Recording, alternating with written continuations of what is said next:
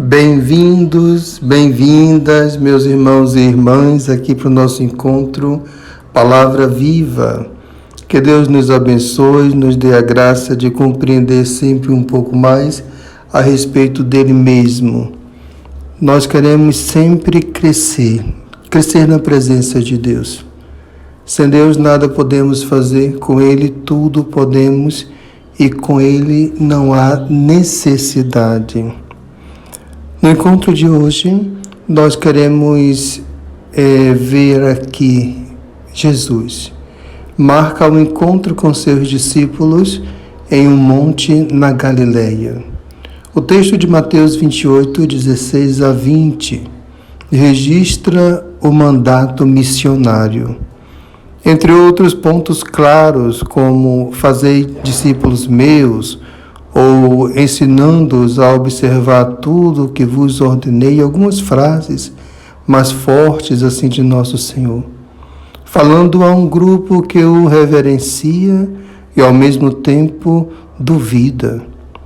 Ele sabia que após Pentecostes os fantasmas seriam afastados e a missão se estenderia até os confins da terra. O lugar escolhido para dar essa missão foi o monte, enquanto que o anúncio do reino se dá na planície, às vezes próximo ao mar.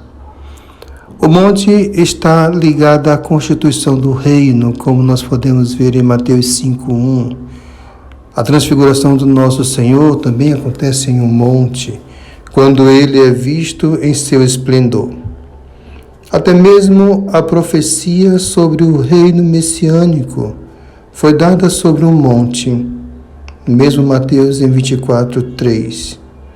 Neste contexto, podemos entender que o discipulado possui etapas e fatalmente não haverá perseverança na fé sem crescimento espiritual, sem um aprofundamento no conhecimento da pessoa de Jesus.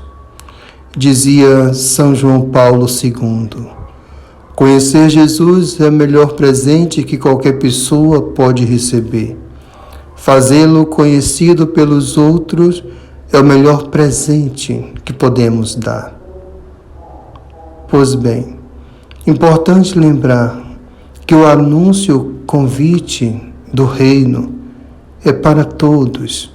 Uma vez acolhido, ele convida para subir o monte, quer dizer, sair da superficialidade, amadurecer. Para isso é necessário todos os dias trabalhar o autoconhecimento. São João da Cruz, doutor do tudo do nada, especialista em espiritualidade, ele ensina que é preciso entrar em si mesmo e, com a ajuda de Deus, examinar cuidadosamente toda a alma, quer dizer, todo o nosso interior. Concentrar-se na própria consciência e observar o que você é e o que você não é. Essa é uma etapa na distinção, no processo de conhecer a si mesmo, que na imagem aqui que nós estamos usando, a imagem que o próprio texto do Evangelho também usa, é um monte. Subir o monte significa isso, conhecer a si mesmo. Nos dias atuais, encontramos uma problemática nova.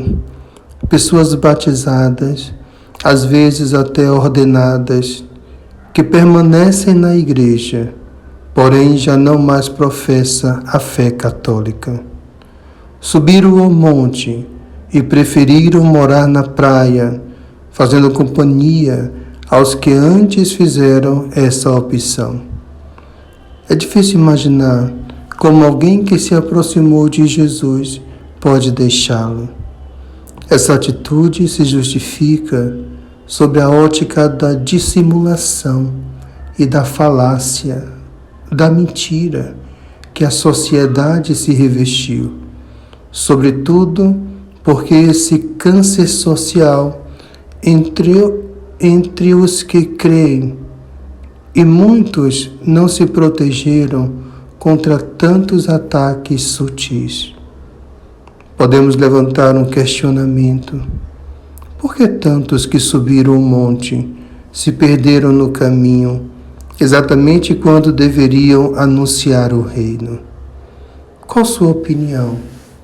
Deixe no comentário desse nosso encontro. Por que você acredita que nos dias de hoje tantas pessoas, mesmo tendo uma experiência com Deus, deixam a fé? Perdem a fé. É uma expressão que costumamos usar. Na verdade, a fé ela pode ficar adormecida e etc., mas sempre ela vai estar lá no cantinho dela. Mas por que esse fato acontece nos dias de hoje? Disse Jesus no texto que nós deixamos aqui na descrição: toda a autoridade me foi dada. E ao enviar os discípulos, essa autoridade, força que é presença de Jesus, acompanharia os evangelizadores. Acontece que Jesus ascendeu aos céus e sua presença já não seria mais física, mas continuaria a ser real no âmbito da fé. Encontramos uma primeira pista de resposta: a doença espiritual do esfriamento da fé. Ao descer o monte da experiência pessoal com Jesus, a dúvida destrutiva fez companhia a tantos batizados que já não conseguiam perceber a presença misteriosa do Senhor. Esses continuaram a caminhar, já sem a motivação primeira. Criam um novo anúncio, porque não se pode perder o status nos tempos pós-modernos, e nesta fase vão dizer: é preciso rever certas premissas, por exemplo, o que estamos meditando hoje. Disse Jesus: fazer discípulos meus todos os povos, ou ensinando-os o que vos ordenei. Como se esse pensamento já não encontrasse espaço no mundo atual. Poderia fazer ainda outra pergunta: será que Deus não cabe no mundo, ou o mundo não se coaduna com Deus? O relativismo tornou-se um grande monstro que tenta destruir a verdade absoluta, a verdade da Sagrada Escritura, da moral, da religião, especialmente falando do cristianismo e da doutrina católica. Irmãos e irmãs, que nosso Senhor possa nos abençoar, nos dar a graça de sermos preservados e protegidos contra tantas mentiras que se levantam.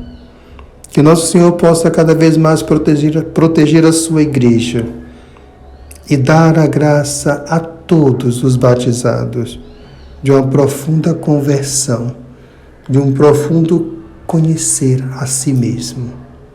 Que Deus nos abençoe hoje e sempre. Obrigado por compartilhar esse nosso encontro. Em nome do Pai, do Filho e do Espírito Santo. Amém.